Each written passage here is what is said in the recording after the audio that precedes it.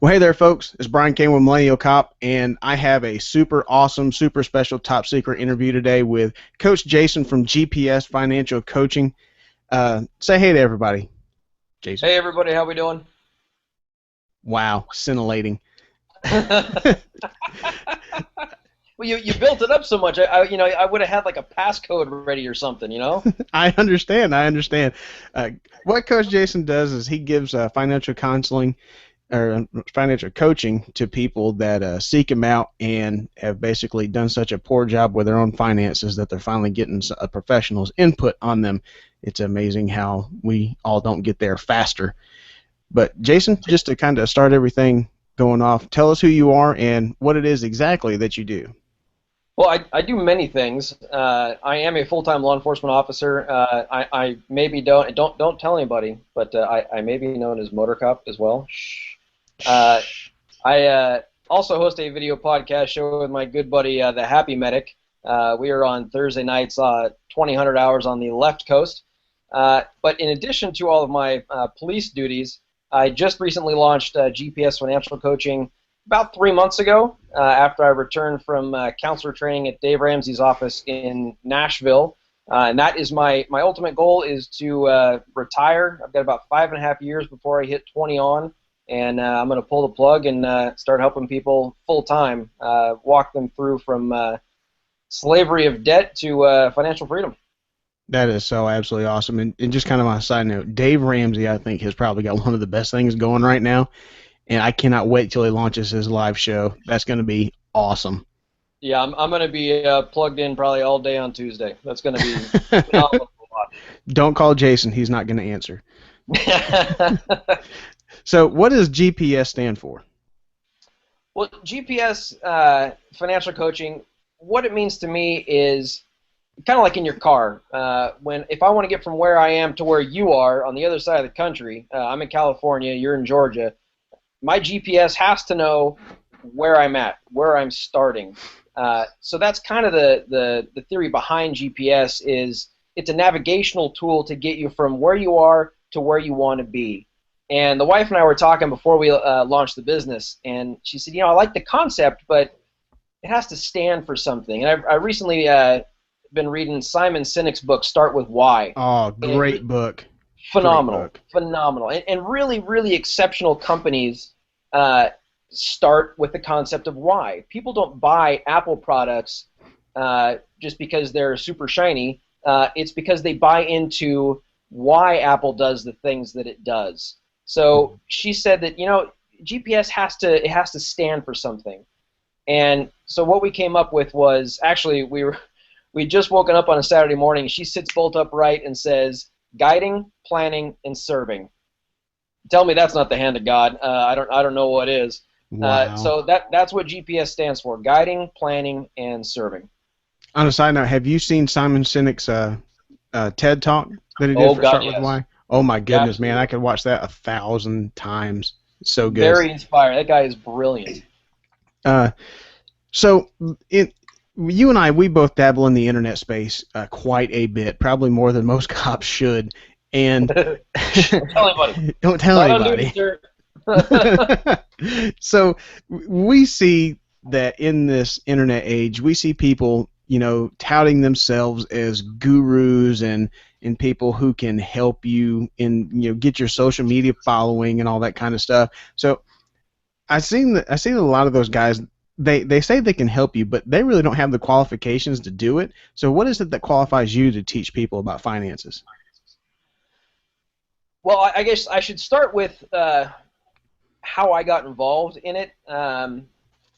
It was the summer of 2009, and my wife came home, and we've been married for about 5 years at the time. Had one daughter, and our concept of budgeting had always been, hey, honey, can I have some money for the grocery store? How much do you think you can get away with? $400? Yeah, we got that. Go ahead. That was our concept, and it really didn't Sounds sit well. familiar. Yeah, and I was fine with it just because it had always worked. How often in law enforcement do we keep doing the same garbage because that's the way it's always been done? And it's a terrible way to do things. That never happens. Yeah, exactly. So she came home and said, I heard about this guy, Dave Ramsey. He's kind of a financial guy. Wrote a book, and I'm a voracious reader. So I think before she ended the sentence, I was already in the car going to get Barnes & Noble to grab the book. So I bought the book. It was the Total Money Makeover. Finished it in 2 or 3 days. I literally closed the book, shaved my head, drank the Kool-Aid, and I was in. And that was it. So we started. We actually took Financial Peace University online. We didn't do it in anybody's home or at a church. It was just she and I. And actually, she was pregnant with our second daughter at the time, and she was born right about the time that we started it. So we started it in 2009, and in December of 2011, 2 days shy of 28 months, we paid off $77,232.88 on a single copy. You said $77,000? Yes, sir. On a single income as a cop. Now let's qualify that a little bit. I have a cousin that lives in New York. He just got on with New York State as a New York State trooper, and here in about 2 years he'll be making about $90,000. Well, hell, I could pay off $77,000 worth of debt with that kind of money. But I don't want to ask you your exact salary, but is it comparable to $90,000, or is it significantly less or significantly more? There's one of the secrets that I've discovered about financial coaching is I have no secrets about my finances. You want to know how much I make? I will tell you. You want me to show you my budget? I will show you. We've gone on to lead. I'll answer your question in a second. We've gone on to lead five FPUs, and our sixth one is starting in October. And every one has gotten bigger and bigger and bigger. And we tell people FPU is Financial Peace University, right? Yes, sir. I'm sorry if I didn't define that for you, but yeah, it's Dave Ramsey's 9-week course, and we tell people the same thing at the beginning of every session. We have no skeletons in our closet for finances. We've made a ton of mistakes. We're going to tell you about them, and it really lowers that wall that people build up. Taboos that people have. It used to be at dinner you don't talk about politics, sex, or religion. These days everybody talks about sex, and money has taken that place. Right. So, in the internet age, people will talk about, their Facebook updates or post pictures that are just crazy, but ask them how much they make, and they're like, you can't ask me that. That's offensive. So, back to your question, my base pay my base pay has actually gone down because I work for law enforcement.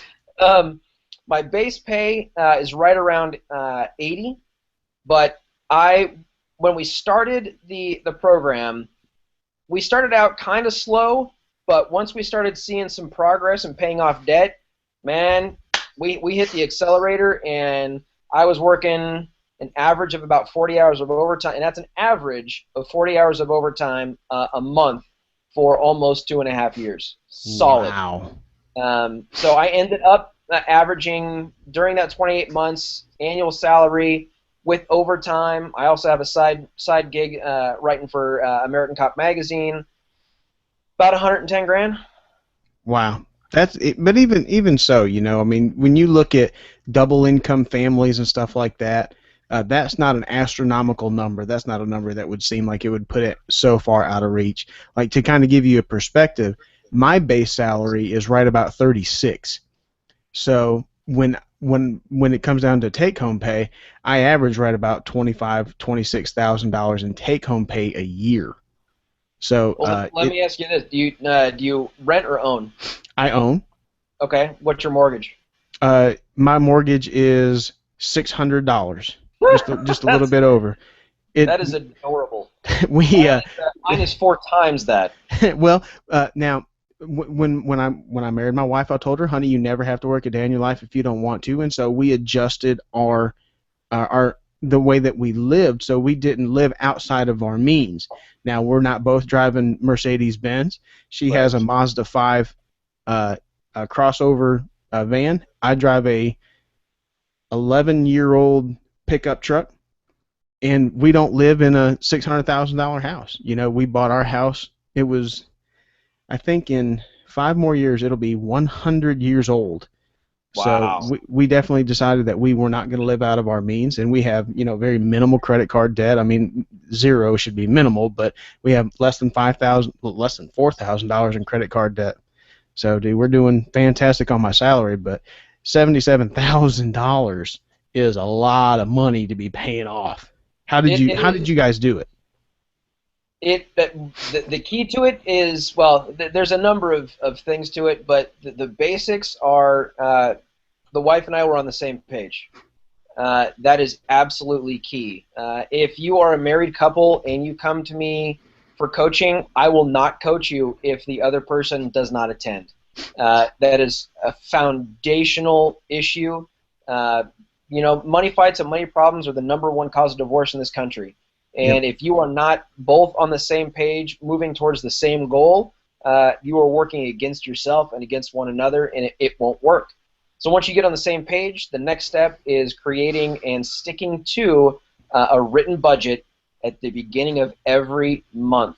Not, well, this budget's going to be the same next month as it is this month. That never happens, ever. You're going to have birthdays different months, anniversaries, special events come up, holidays, whatever. You have to plan each month in advance, the month before. So we just started August. Our August budget is done. At the end of this month, we'll do September's budget, so on and so forth. But again, the key is being on the same page, communication, and budgeting. That's absolutely awesome. Like, my wife is done with Christmas shopping already this year. So Perfect. at the end of the year, we're not in a big tizzy to try and get everything that everybody needs. And my wife and I, we get the kids one big present every year, and then several smaller presents, but we just kind of get them throughout the year. And my wife is like a coupon freak. Now she's not going to be on any TV shows or nothing like that, Right. but it's not an irregular thing for her to get back from the grocery store saying that she had to buy something that she didn't want because they wouldn't give her change back that they owed her from all the coupons and stuff like that. But we do a fantastic job of managing our budget and everything that we do, but that's not an uncommon thing for you as a financial coach to hear when people are in debt up to their eyeballs, is it? Not at all. There's an interesting vernacular that I hear quite a bit. What I'll tell you is I don't have a credit card. We cut all of ours up years ago. We are a cash-only house. I will never have a credit card again. I will never borrow money again, with the possible exception of a home. And when I do that, I'm going to follow exactly what Dave Ramsey recommends, and that's a 15-year fixed mortgage. I'm going to pay it off like it's going to burn down. Yep. I want it gone. I am done being a slave to debt. It weighed on me in a way that I wasn't aware of. So when I hear somebody say, well, I don't have $77,000 in debt. I've got a car payment, but you're always going to have a car payment. No, I don't have a car payment. At one point, we were paying over $1,100 a month for 2 vehicles. What? That is, oh yeah. Wow. I'm a cop, and I live in California. I got to have a nice. I got to have a nice Gotta car, have nice man. wheels, man. I'm now driving a. Yeah, I'm driving a 10-year-old Ford Explorer, and my wife has got an 8-year-old Honda Odyssey. But at the time, we were still paying on the Explorer, and we had an '05 Acura TSX. That was a great car. We had a travel trailer, built-in family vacation, right, that we used like once a year. Yeah, well, hey, you can justify that because you're not having to pay for a hotel, right? Oh, exactly. Oh, except for the fact that you had to pay for storage for the damn trailer. Our neighbors got sick of it being in front of our house for months on end, so we paid it off and then sold it. We paid down our Acura and sold it. And as I said, the more traction we started to get, the more pumped up we got, and the more intense we got, the bigger cuts we made. But we didn't go crazy. We didn't get rid of our cable. We both have iPhones. But I'll still hear people say, well, I have a credit card, but I pay it off every month. Sure you do. Sure you do. Yeah. 90, What is it? 98% Isn't it of the like? people on the Yeah. planet don't do Yeah. that. Yeah. I was about to say, what is the number like 89 or 90 something percent of people that have a credit card do not pay Yes. it off, and it turns Yep. into recurring debt. Exactly correct. Exactly correct. And and the greatest wealth building tool you have, to quote Dave Ramsey, is your income. Yeah. That's the absolute best. So if I'm paying out 4 grand a month in some kind of debt payment, that means that I can't build towards my retirement because I'm paying Chase or Capital One or Sally Mae or whoever. That's taking money out of my pocket. Now when I get paid, that's my money. It goes towards what I'm going to do, what I'm going to provide for my family, not the shiny thing I bought 3 years ago. So tell us a little bit. I know this isn't one of the questions I said I was going to ask you, but tell us about the borrow and lender relationship. A lot of this stuff is really biblically based. And if I posted on the GPS Financial Coaching blog that if you want a master's degree in finance, I can get you one in 31 days, and that's to read one chapter of Proverbs every day, because that entire book is full of financial advice. It's full of it. Um, if you owe a family member, let's say you owe your dad $1,000. Your car broke down, you didn't have the cash, and he said, "Oh, I'll take care of it for you. You can just owe me." Tell me every time you see that man that you're not thinking, "Oh God, I owe Dad $1,000." Oh It yeah. changes the relationship. It changes your interaction.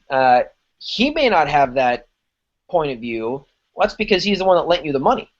Right. He is the master in that equation. You're the one that owes him, and it really changes the whole attitude of your relationship. And I just as soon not have that affect me anymore.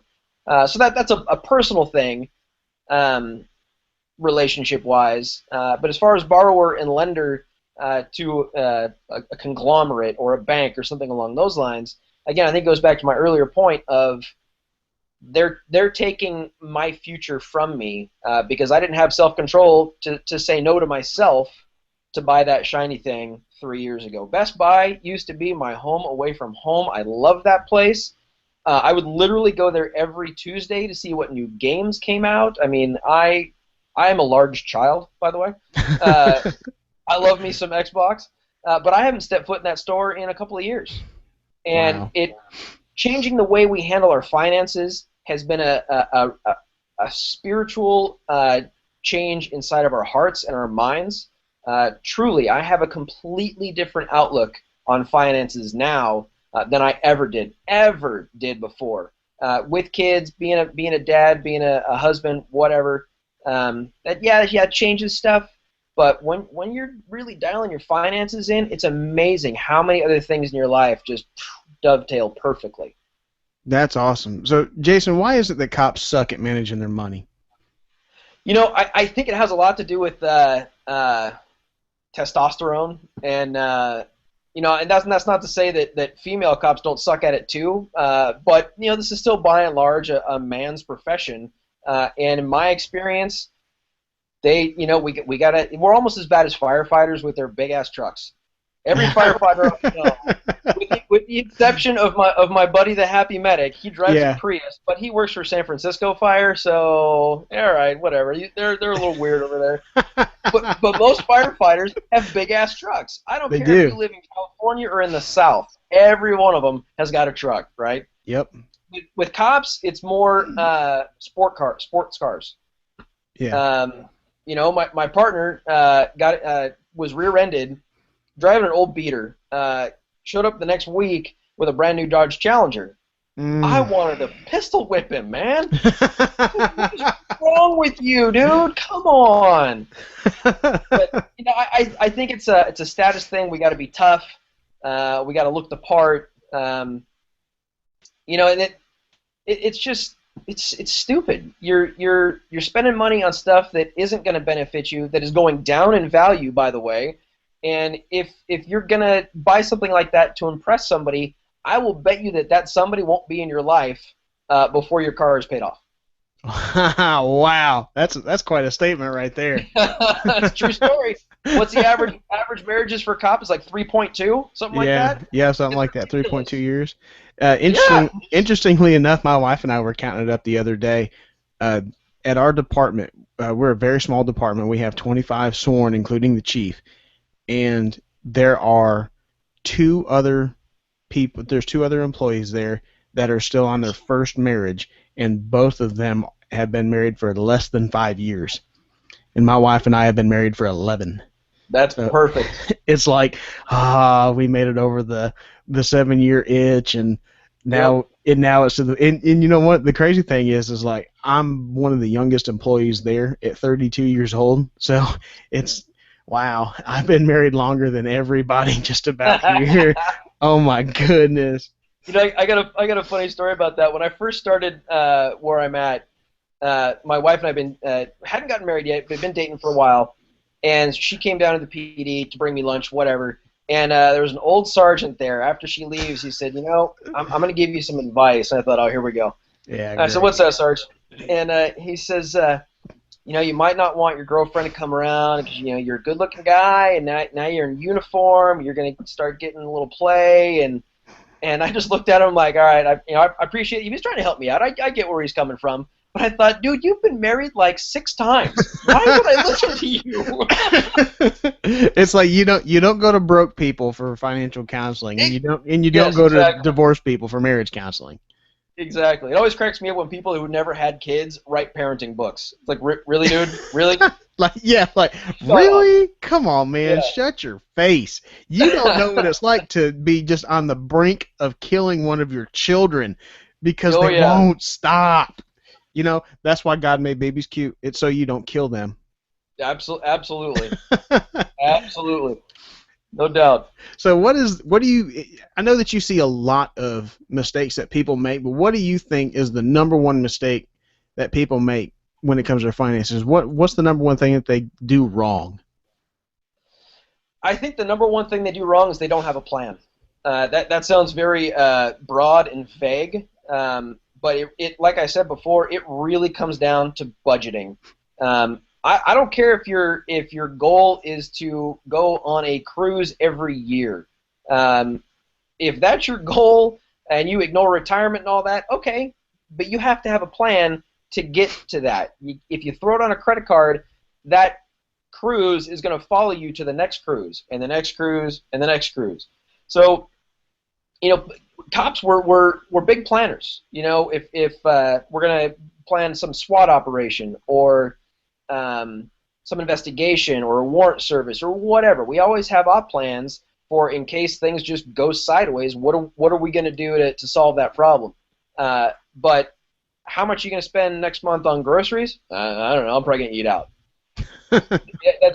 It's asinine. It truly is asinine. You are not benefiting yourself, and that's I'm talking to single cops there. If we're going to talk to married cops, and do we have now? We can't use. You don't have a explicit warning on your show, so I No, won't say no, it. this is non-explicit. All right. Well, I from know the I know that's crossover show, hard coming from we say coming all from the kinds of crossover. shenanigans on the crossover show. I will tell married cops to get your businesses together. Get your stuff together. I think you can fill in what I'm trying to say I'm too. with you. I'm with you. Yeah. It might also pertain to something that might hit the fan if things were to go Indeed, bad. indeed. That place you have your head that is dark and smelly, remove it Remove it. and start paying attention because your wife's going to leave you and you're not going to see your kids and you're going to retire lonely, bitter, and quick. Name. I want to ask you to name a guy, but picture in your mind right now an old, bitter, divorced cop. You already have one in your head. I have 14 in my head. Exactly. Those guys didn't have a plan. They didn't communicate their goals, desires with their spouse, and they did not allow their spouse to do the same. So married cops, knock that garbage off, sit down, put the kids to bed, turn the TV off, have a beer, a glass of wine with the wife, and start hashing it out. It will not happen overnight, but if you start making those steps, you will see vast changes in your marriage. I had a great marriage before we started doing this stuff. It pales in comparison to what my marriage is like now. Pales. That's amazing. It's so amazing what it's like to have your wife not worry, and then you don't have to feel like you're not providing for your family well enough. Absolutely. It takes all that dynamic out. Yep. Yep. I go to work with a smile on my face every day. Well, I get paid to ride a motorcycle, so of course I go to work with a smile on my face. Yeah. But I know things at home are good. And I know when I come home, things are still good. And if something financial comes up, we do a quick emergency budget meeting, and we shift some things around if need be, and we roll with the punches. It's a great life, dude. I got no complaints. So, what is one step that the people that are listening to this can take right now? Like, if they should turn off the podcast right now and do one thing, what is that one thing that they can do to start their journey to financial freedom? Well, if they turn off the show, they're not going to hear the answer. So I would advise them to not turn off the podcast just yet. It's a conundrum. It is. It is. Do I listen to the host or listen to I don't know what to do. I will say start with some goals. Goals are best when they are written down. Goals that aren't written down are just dreams. If you don't write them down and take steps, and they can be small steps to achieving them, when you lend them action, when you lend a dream action, it becomes a goal. I didn't quote. I'm quoting somebody. I don't remember who it was. I didn't come up with that. But I read so many leadership books that I'll attribute it to John Acuff probably. So I would start with that. Take a 15-minute coffee break, because I know you do, and sit down by yourself, pull out your notepad, and think, what do I want my financial life to look like in 6 months, in a year, in 5 years, in 10 years? Where do I want to be? Okay, great. What's the first step I can do to start achieving those goals? What do I have to change? And the other thing is, again, you got to start writing down a budget. I don't care if it's on paper, on your computer, using a wonderful company called You Need a Budget. It's youneedabudget.com or YNAB. I actually have a 25% off coupon code that they gave me for my clients. What's the code? You gotta come be a client, my brother. Oh, I see how it is. Come on, man. So hire Jason, he'll get you 25% off. So if I actually had the choice between getting the coupon code and getting my clients 25% off, or giving a referral code, they would get $6 off, and I would get $6. So save my clients $6 or save them 15. I went with saving them $15 because I'm that kind of guy. Hey. It's amazing how I reach behind my back and oh God, ow, oh. That's absolutely awesome.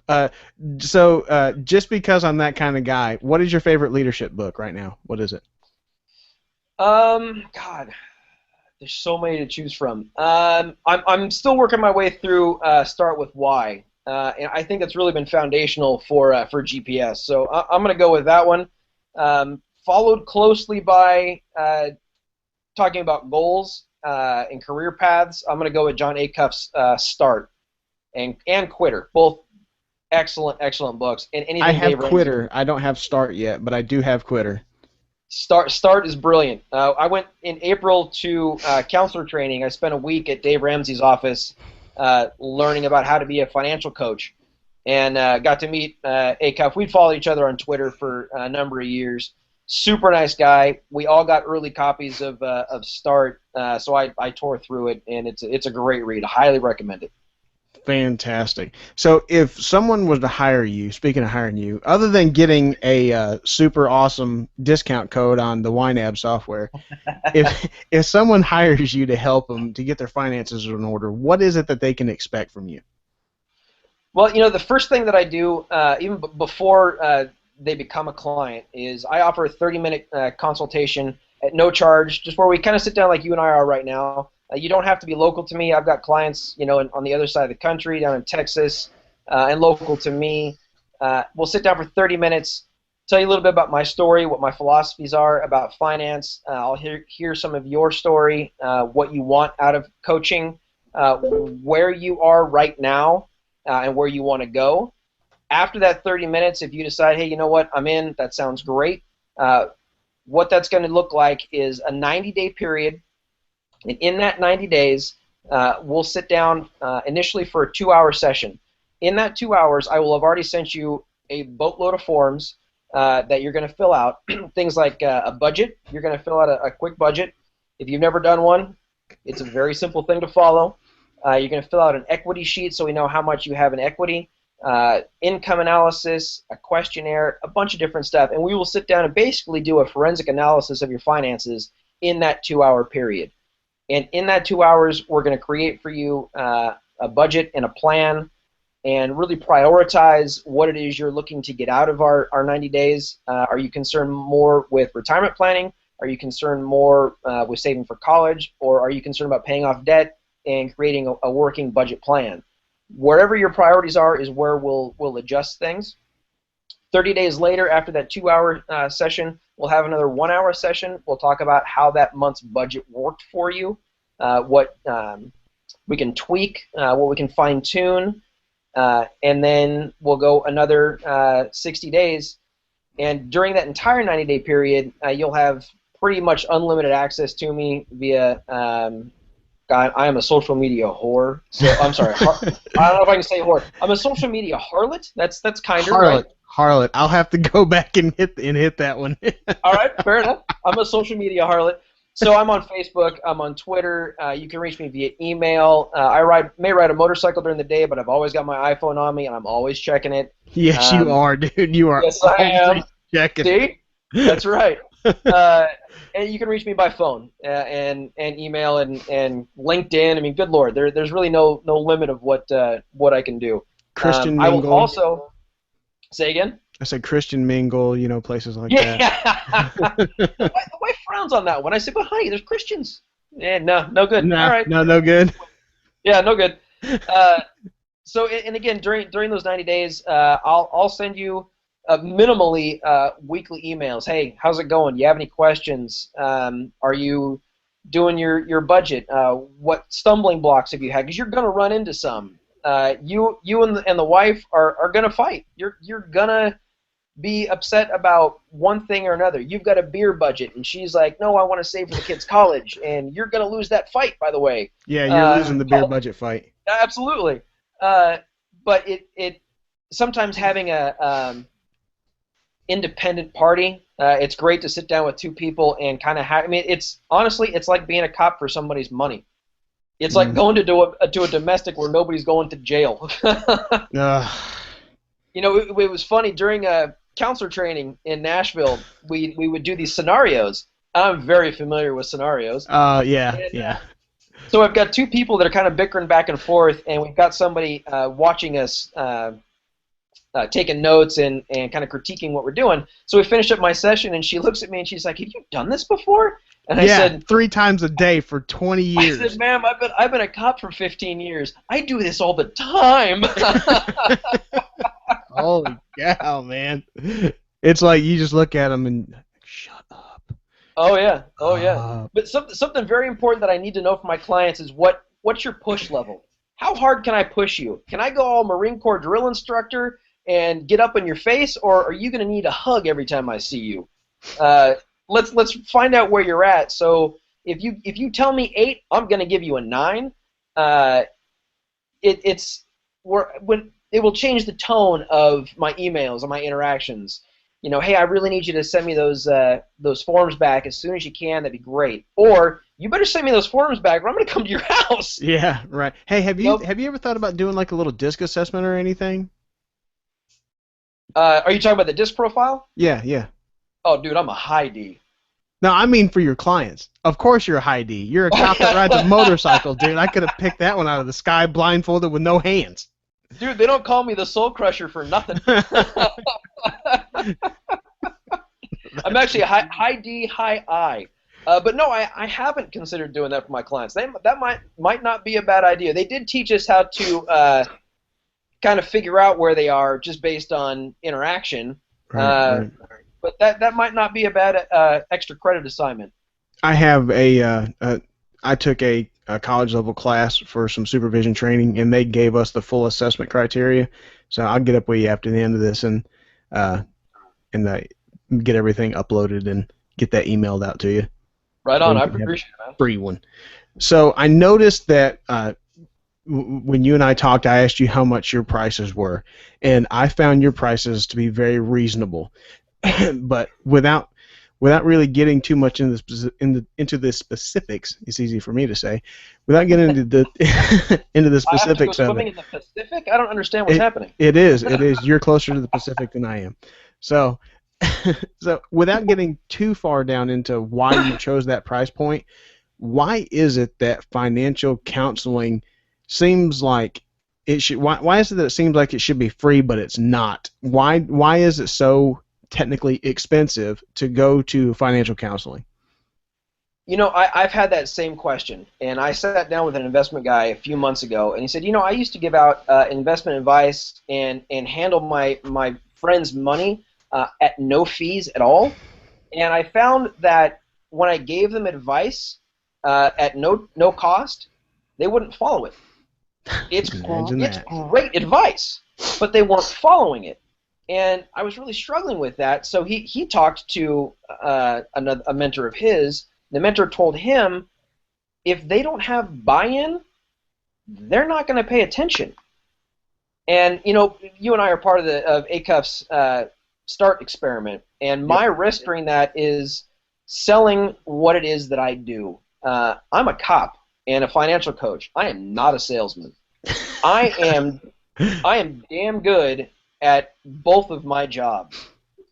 You don't get through almost $78,000 in debt and not learn a thing or two. You don't lead 5 financial peace universities and in cumulatively having them pay off over $550,000 and not learn a few things. Incredible.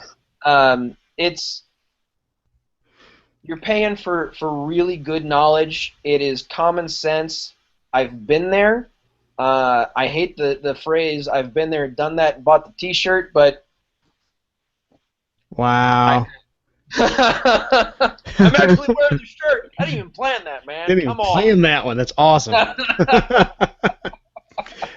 So, if I tend to think about it this way, if I have a car payment that is, $250, $275, probably more realistically, if I was going to say the normal car payment would be somewhere in the $350 range. The average car payment in this country right now is about $470 a month. Holy cow.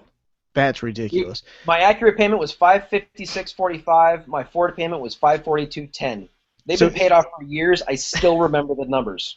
Wow. So even if someone does hire you and then they go through and they follow your advice, they'll end up saving more on a car payment than they would had they not listened to what you had to say. I sat down with a client early on, and without giving out any of his specific information, we basically did about a $2,000 a month change in position. Just based on the way he had things and the way that I had him change some stuff. I was literally bouncing off the walls. I was so stoked for him. He was kind of in shock, and a few days later I get an email, and he's like, I'm finally starting to recover from our meeting the other day, and he's like, I can't believe this, man. This is incredible. Some people are just unorganized. Some people that go through financial peace, they just get it right off the bat. You pat them on the butt, you send them on their way, and they're good to go. At the end of the 9 weeks, there's some people that look like this.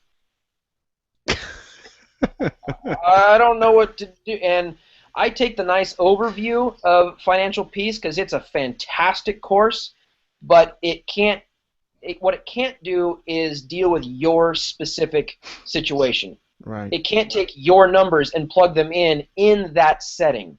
That is what I do as a Dave Ramsey trained financial coach, is take the concepts of financial peace and apply them directly to your situation to create a specific and unique plan for you. That's absolutely fantastic. Well, man, we're coming up on our time together, so if you could, Jason, give us some parting guidance. Tell the folks where they can find you, and then we'll say goodbye. Parting guidance, I'm going to start with prayer, man. Prayer works. We hit our knees a lot when we were getting out of debt. We hit some stumbling blocks. It was scary, but most of all, it was really empowering. So a lot of those prayers were given praise reports.